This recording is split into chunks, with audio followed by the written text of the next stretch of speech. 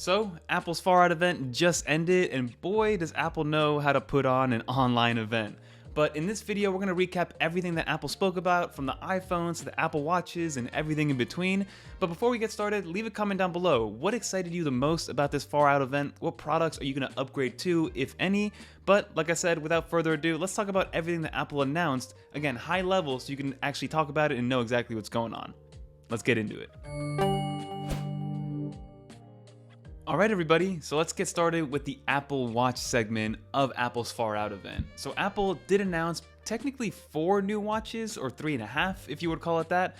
And again, most of these upgrades are for people that aren't coming from the Series 7, but they're coming from a Series 5, 4, 3, even like the original ones. Because Apple Watch especially, you don't really need to upgrade it every single year unless you're a fanatic about it, because every year it's just a new iteration and a new version of the previous one with not a super big enhancement in terms of performance and new features. So if you go from a series like 4 to these new Series 8s, then you're going to see a substantial upgrade. But let's start with the Apple Watch SE. So the way Apple kind of marketed and sold the Apple Watch SE is that it's pretty much the Apple Watch that's going to be kind of like an iPhone placeholder until your kids can actually have an iPhone for themselves. So the Apple Watch SE is basically an Apple Watch Series 5/6 that is just rebranded and put into the aluminum casing with the Apple Watch S8 chip built right into there. So you pretty much get about 80 to 90% of the way there to the Apple Watch Series 8, minus a few features with a much better price point. So the Apple Watch SE sticks with those 40 and 44mm variants that we got with the 5 and the Apple Watch Series 6,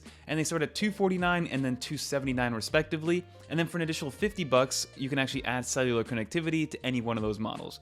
So that is the Apple Watch SE, and it does also bring that new crash detection feature that is coming from the Apple Watch Series 8, which we can actually talk about right now. So the Apple Watch Series 8 is still the same design language and upgrade that the Series 7 got, with the 41 and the 45mm variants with that enlarged screen and the smaller bezels. And there are 3 main takeaways with this Apple Watch Series 8. The first one was a body temperature sensor. When we first got this leak, I thought it was just to read body temperature if you were like sick or if you had a fever. But the much better use case is in women's health. So to be able to track your ovulation period, track your actual cycle in depth, and have a night-by-night basis of your temperature readings and things like that. So having that use case is much better than just checking to see if you have a fever or not. The second takeaway is a new crash detection feature that Apple put with the Series 8. And what they did in here to add in some extra precision with the Series 8 is they added another sensor, which is like a G-force sensor, in order to see if you did crash or you didn't, which allows them to see the difference between a slight fall and actually crashing into another car or into something that's stagnant like a building. So having that there is going to be great for, again, your safety, which is hopefully something that you never have to use, but it is there if you do need it.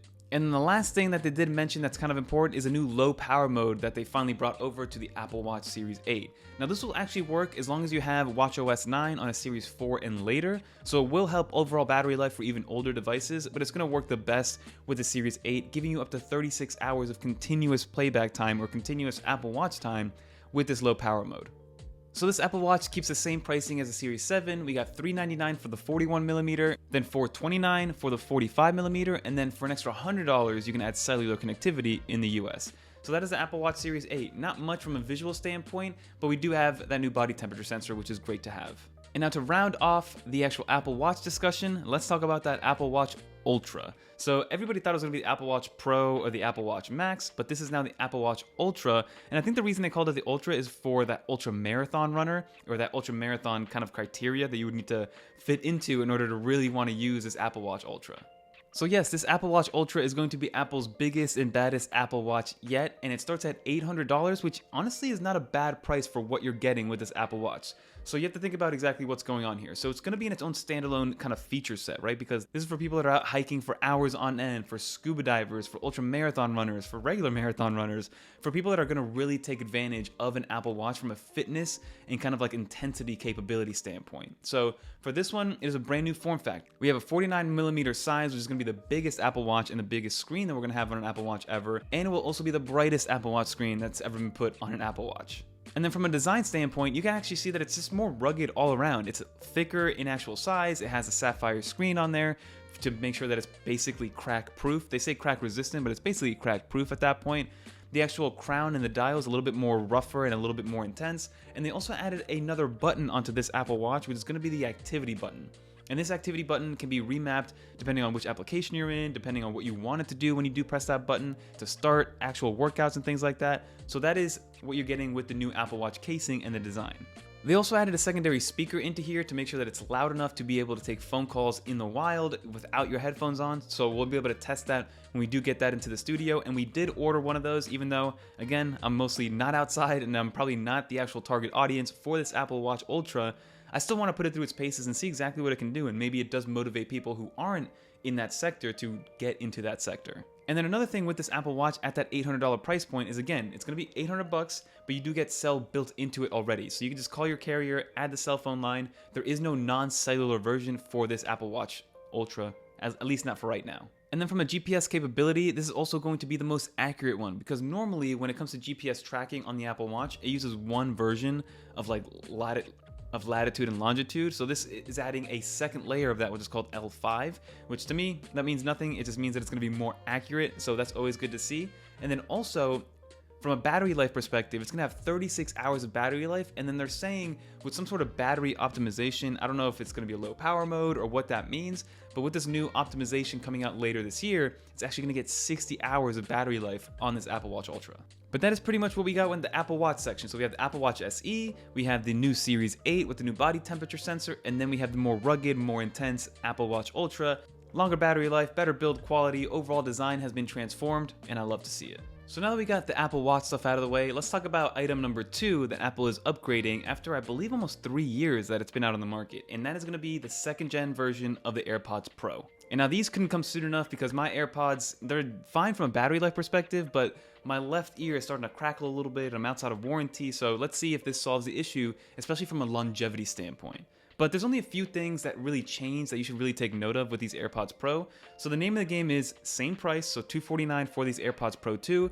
Everything's going to be a little bit better with the new H2 chip, so better sound quality, better low end, better high end, better battery life overall. So you have 6 hours of playback time on just the buds themselves, and then 30 hours of playback time with the actual case when you consider that one in there.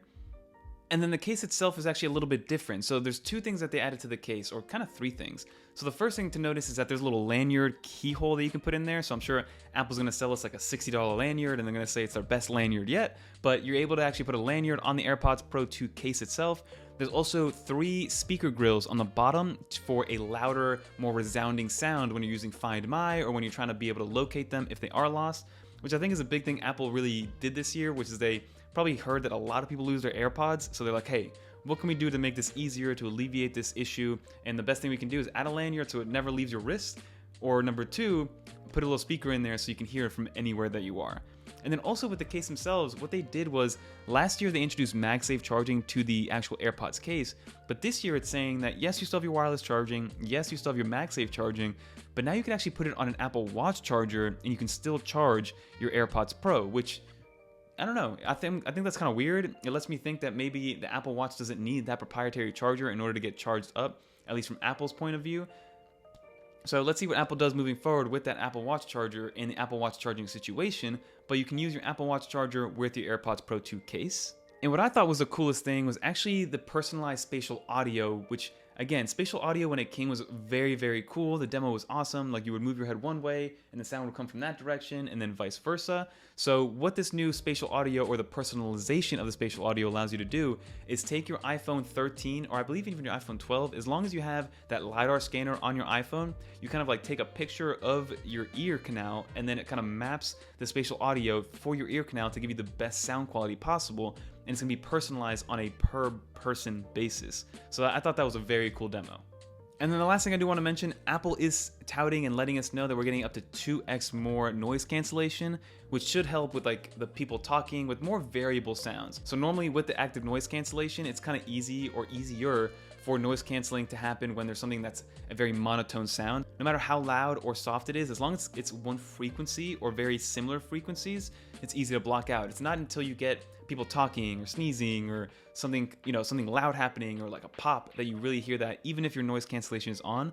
So hopefully this 2x better noise cancellation will help alleviate those little nuanced features or the little nuanced moments where the noise cancellation doesn't really work. But again, stay subscribed because we're going to be talking about all this and getting all these in the studio to play with, and hopefully you guys will enjoy that. But let's move on from the AirPods Pro 2 now to the iPhones. So let's start with the one that's a little bit more boring, and honestly kudos to Apple for like marketing basically the iPhone 13 just renamed into the iPhone 14 and making it seem like you're getting a brand new phone. So the iPhone 14, just like we thought, we got rid of the iPhone 13 mini lineup or just the mini lineup in general, but in terms of iPhone 14 lineup, you can only go with the 14 and then the 14 Plus. So you have the 6.1 and 6.7 inch screen respectively for each one of these.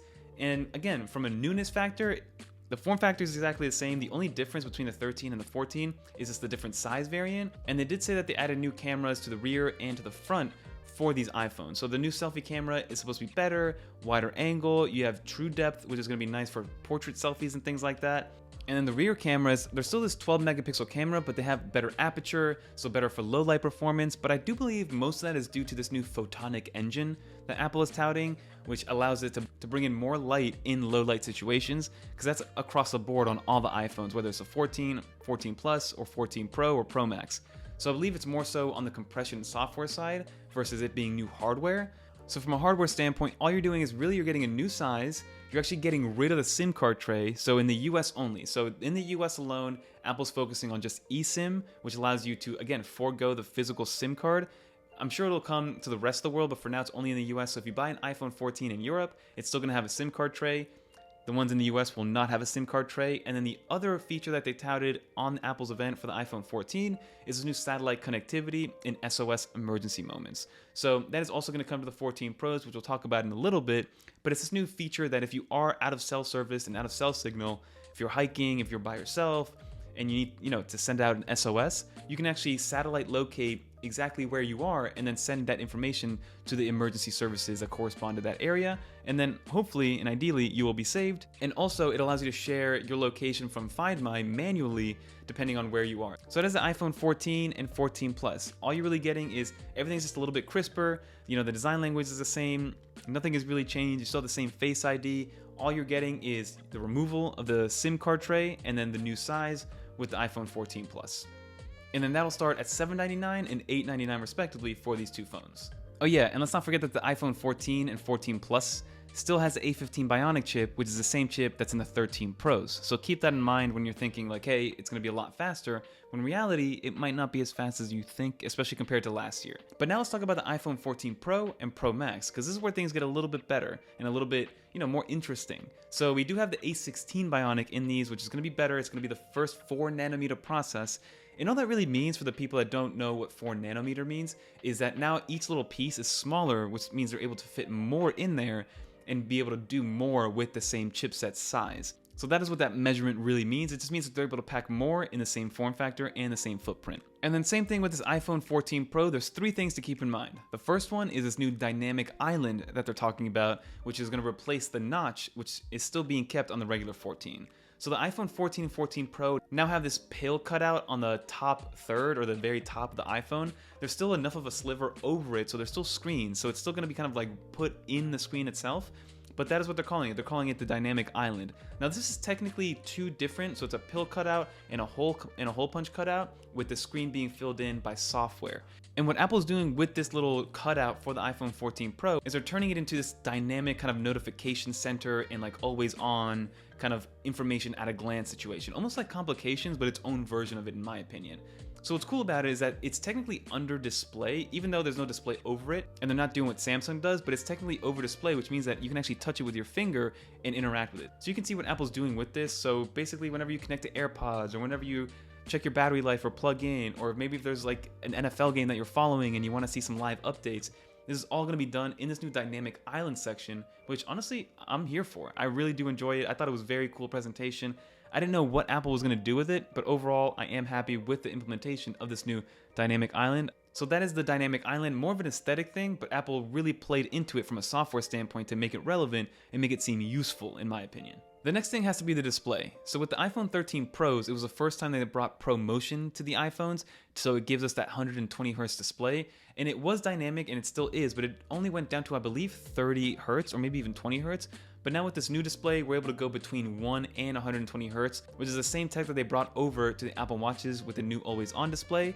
So with that new display, now the iPhones or the iPhone Pros have an always on display, which is, a lot of people wanted that. I don't really know why, but now it's there if you guys really want to have that. It brings everything down to about 1 hertz, so it doesn't kill your battery life and it doesn't always have it on, but technically it is always going to be on, so you can see, you know, the time, the weather, whatever widgets you have on your home screen. So that is the always on display, and again, the iPhone screen is a very, very good one in my opinion.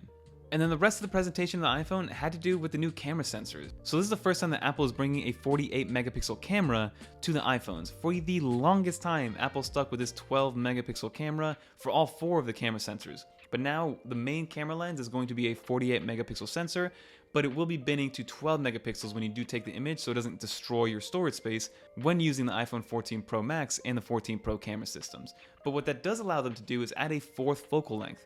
Now, with the ability of the 48 megapixel camera and being able to naturally bin, we actually get a 2x telephoto lens built right into it, where it's still zooming in, and technically I guess it could be a digital zoom, but it is technically also optical because all it's doing is punching in from that 48 megapixels to the center 12 megapixels of that 48 megapixel camera, if that makes any sense. But again, it gives you that 4th focal length, which I'm here for. So at the end of the day, the cameras, yes, they're gonna be better. It's gonna be better in low light. It's gonna be better from an ultra wide standpoint. The true depth sensor is also coming to the selfie camera, which is great to see. So overall, the camera system is gonna be overall better. And they also have the action shots for both on video and regular photography. So motion blur is gonna be there, and then also OIS, so optical image stabilization, is going to be amazing on these new video cameras for the iPhone 14 Pros and Pro Maxes. I'm very, very excited about it. And the last final tidbits about these is that it's still all-day battery life. It still has all the features of the satellite and also crash detection from both the Apple Watch and the satellite that I talked about on the iPhone 14. So these are all things that are coming to the 14 Pro and Pro Max as well. And then lastly, it does come in that new purple-ish, like a light hue purple colorway, which we all thought would be coming to the iPhone 14 Pro Max and Pro. But that was the event in a nutshell, everybody. So Apple, again, wowed us with their main 3 products. You had the Apple Watch, you had the AirPods Pro, and then you have your iPhone, which are the 3 things that most Apple users have to begin with. That's why they sell that trio charger all over the place, which is like an Apple Watch, AirPods, and iPhone charger all in one. But let me know in the comments down below which products you're picking up, what products you're upgrading from to these. Like, what is your favorite one that Apple dropped? I think that Apple Watch Ultra is a sleeper pick. Again, at $800, you're getting a lot of value. And again, it comes with built-in cellular data. That was the coolest one. And then of course, I'm personally gonna pick up the 14 Pro Max to at least try out and see if I can use it as my daily driver compared to the 13, and see if I see enough of a difference in order to keep it over my 13 Pro Max. But we will be getting the Series 8 Apple Watch, the Apple Watch Ultra. I don't know if it's the 8 Ultra or if it's just a regular, or if it's just gonna be Apple Watch Ultra. All things to think about. But then we're also gonna have the AirPods Pro 2. We'll compare it to the rest of the industry in terms of how they stand up to Bose and Sony and things like that for in-ear headphones. And then finally, we'll be getting all the iPhones in the studio to open up, do an unboxing, and then also compare it to the previous lineup of iPhones. But very, very excited to start playing with this stuff. But like I said, leave a comment down below of your favorite Apple product that Apple released or at least announced today. But if you guys did make it to the end, leave a little dolphin in the comments down below, and stay subscribed for some more videos. If you guys want to watch some other stuff, click on one of these videos right here, because we're going to have a lot more coming down the pipeline. But until next time, I'm Fernando, and I'm out of here. Peace.